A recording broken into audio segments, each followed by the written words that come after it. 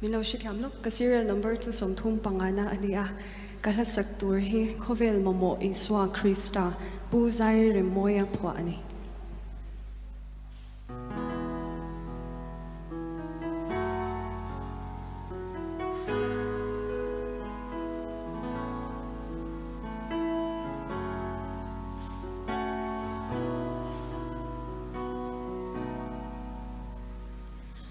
Lim na zung init lan chin mo lung oi na zung init lan chin em hau sak nom sak na I zung chin mo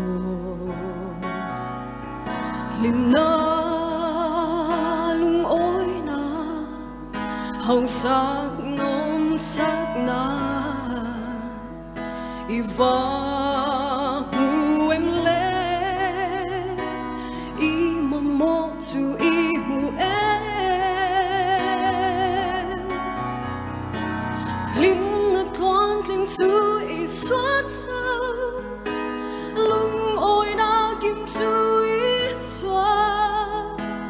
I mamawh tu Isua tau ka mamawh ber tu Khawvel mamawh Isua Krista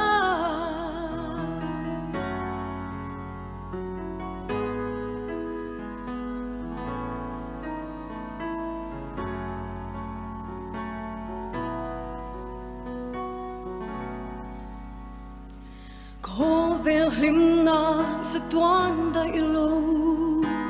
Khawvel lung oi na tsa tuan kling lo Khawvel hau sak nom sak tsa tuan da ilo I zon Khawvel thil te nu tiang chon la Isua ron pan ro I mamawh tu I mu a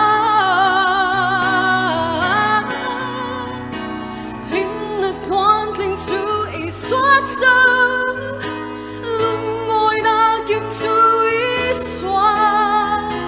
I mamawh tu Isua tau ka mamawh ber tu Isua Khawvel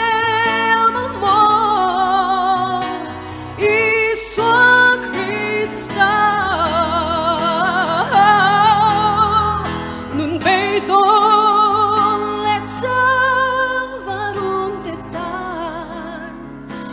Isua itana reng si ilakai lo